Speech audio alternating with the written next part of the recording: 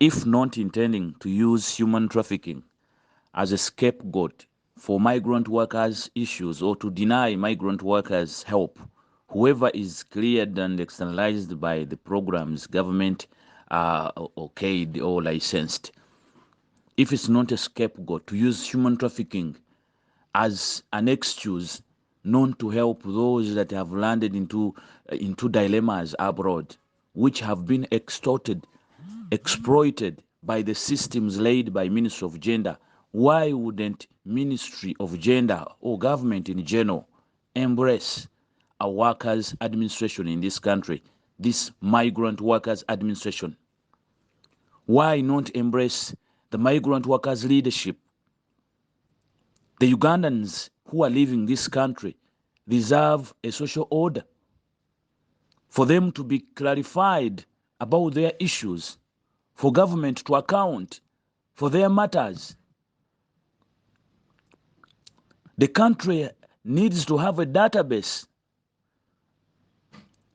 to account for those numbers that are living in the name of short migration,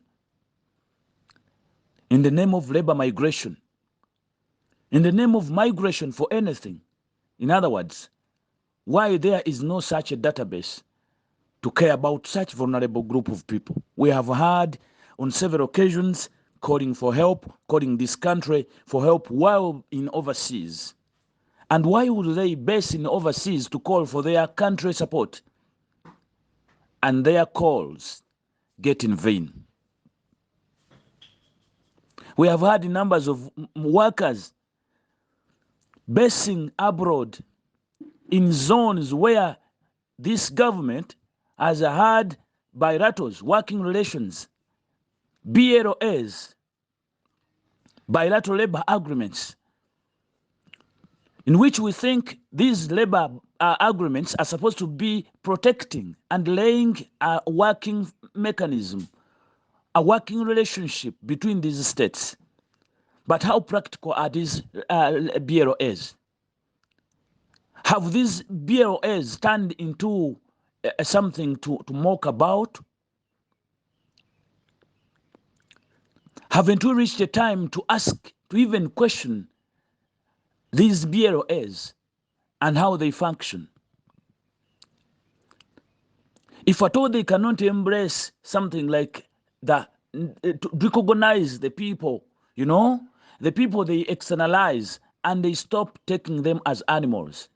Because these animals which you transfer from one market to a meat packer or to a roofler, and then you slaughter them without any accountability. No cow will ever claim from Chemamba that have been slaughtered wrongly while in meat packers, because it is an animal.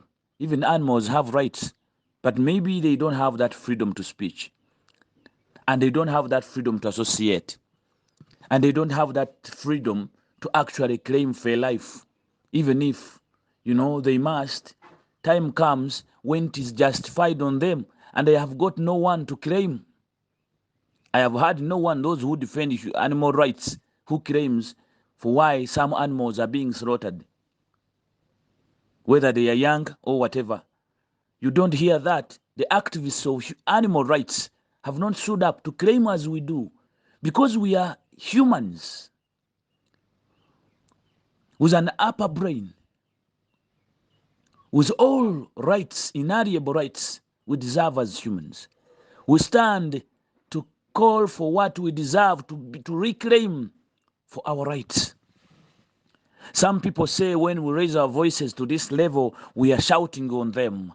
I mean, they don't want to hear us boldly speak out and claim for what is ours. They feel we should remain quiet, compromise, and accept to be subdued, to their mercy. That is not right.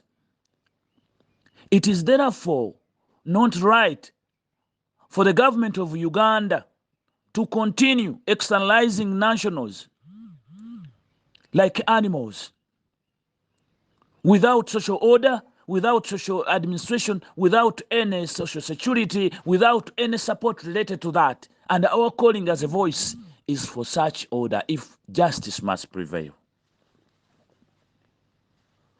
If justice must prevail, a sense of orderliness, a database, a national database for the national migrant workers. I mean, the Ugandan national migrant workers must be taken key priority for their justice. If there is any bid or preparations to support them, to support these nationals who are leaving this country,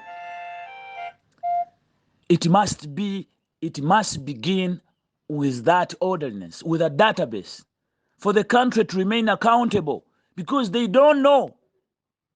Uganda government doesn't know how many nationals have been externalized, either through legal means or illegal means. They don't know. What they only do, we have an immigration department, and therefore everyone is free to move. Yes, people have that freedom to move. But as a responsible country, that at the end of the day, you will be held accountable for those who are living in numbers, and they don't just live.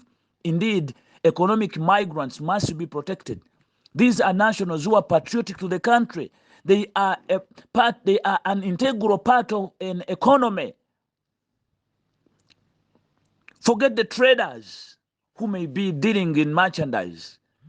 But when we talk of a migrant worker, the labor support they give to other countries equally supports these hosting countries as well as the sending countries.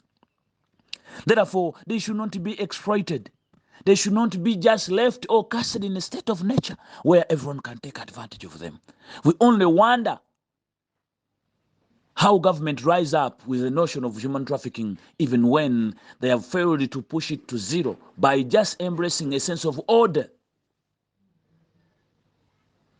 It's about embracing orderliness, and government gets to account to that. Even if you fear to carry that responsibility, support the private sector to do so, because they can. Support the private sector, because they can arrange to that order. Organize under PPP and support them to cross these borders. They will support these nationals rather than just looking on with powers which you cannot use rightly. I mean, the commissioners, the PSS, the directors in the ministries and all that stuff. A bunch of, elite people who are doing nothing apart from procrastination and pretense to be busy without doing anything or walking their talk. The technocrats, the technical wing in different ministries, including that of labor, you have failed this country.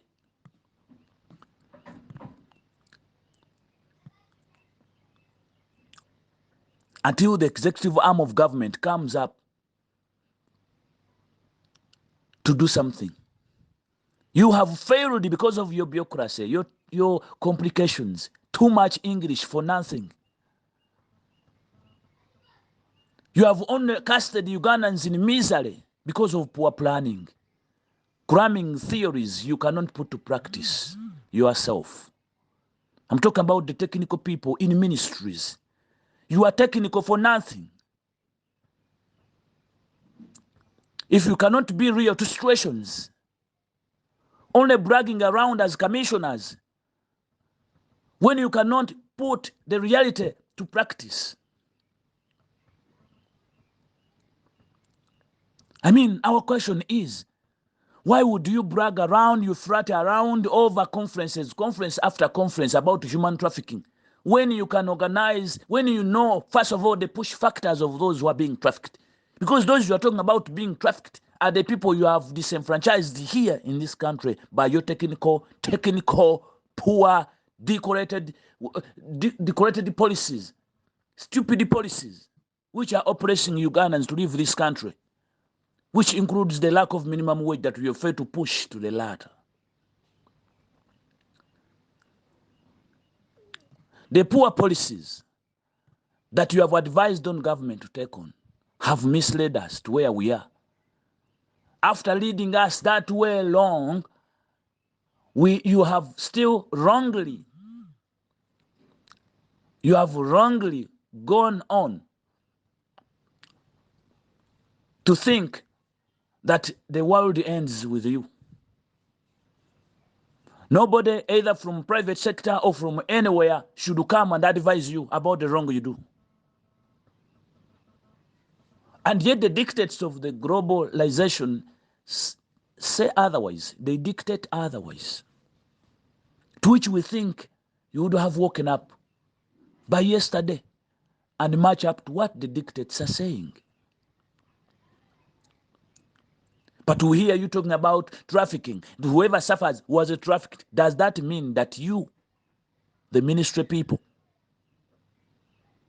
who are the regulators, the administrators, the head of policy in such a line, the line ministry, you mean you are the perpetrators of this trafficking? By saying that whoever complains from abroad, that one was trafficked. How do they turn into trafficking? You have turned even criminal matters into trafficking. Crimes that have been committed within lawful labor contracts that must be handled as labor crimes or crimes that have happened. You fail to bring up policies that can handle such. You continue bragging in human trafficking. Everything, the scapegoat, is human trafficking. Human trafficking. Even those you have cleared yourselves, they move to other countries and they lose their organs. They are cheated everything. They lose all the organs. They come back here, you begin talking of human trafficking. That foolery must stop. And all we call for is for sense of order. Put order. Once you address order, as the Philippines did, you then account. You will be in position to tell who is what and who is going through what and where is he. But you find a ministry which cannot even trace the people it has cleared. Then what is the purpose of clearance? What is the purpose of EEU unit? What is the purpose of EEU unit?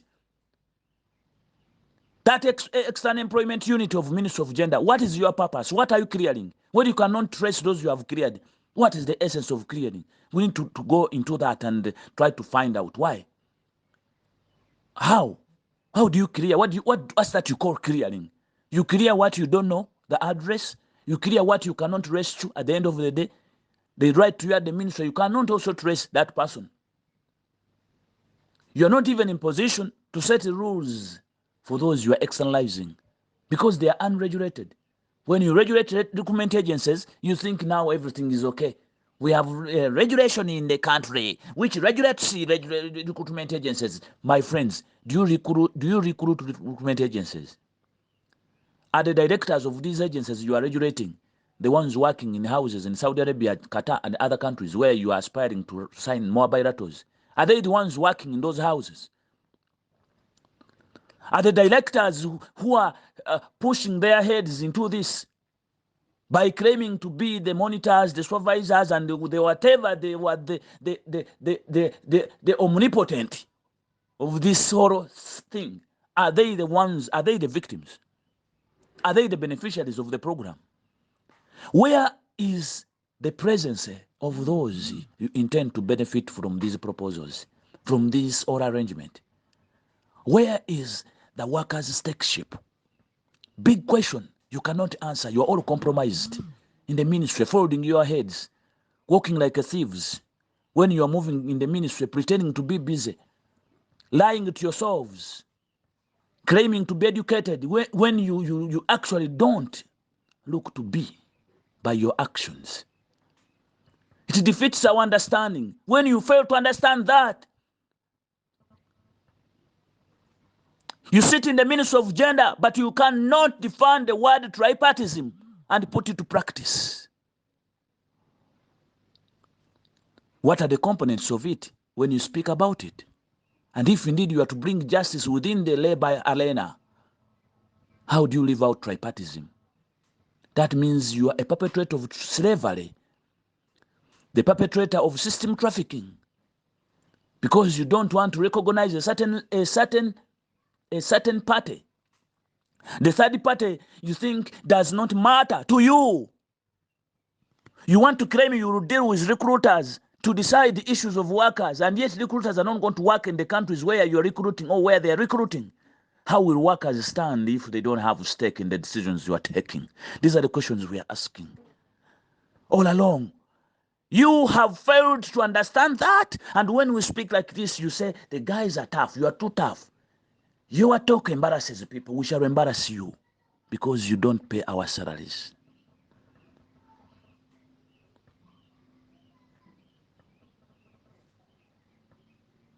Neither do you even employ us. For most of you, you are just surviving by our suffering. If we don't suffer or if we don't become desperate to seek for employment, you don't become a commissioner. I'm talking about the commissioner in charge of external labor employment. You are bragging for nothing, my dear. That title arises from our suffering. It arises from we accepting to become vulnerables. Then you become a commissioner on top of that.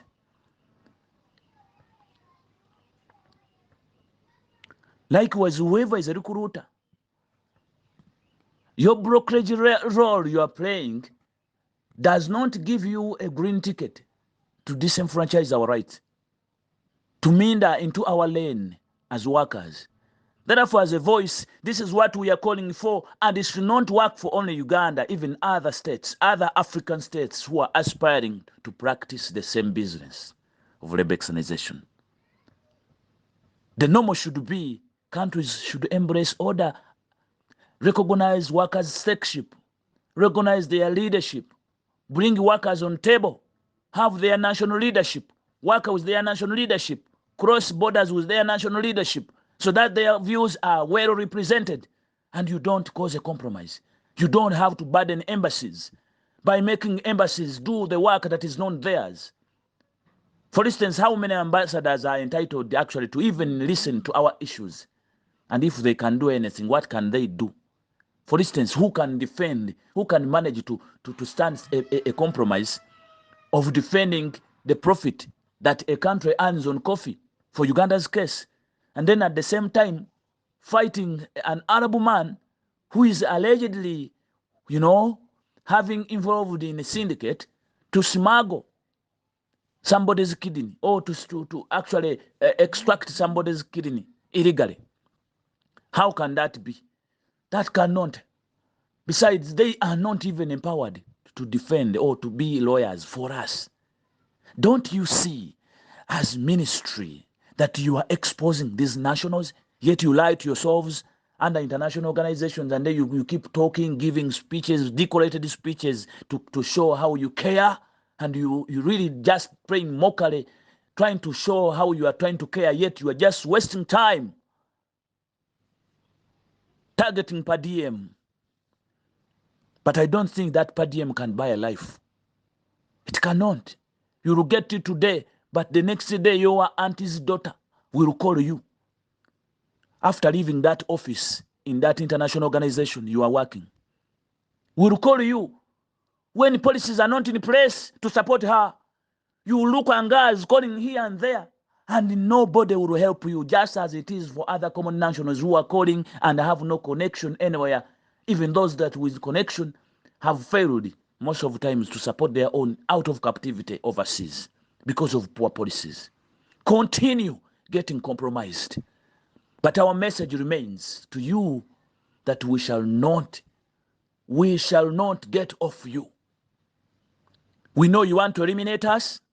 You have isolated us from anything, and you don't want us to come at the front line. We shall keep pushing. We shall shoot the moon. Even if we fail, we shall land among the stars. I thank you.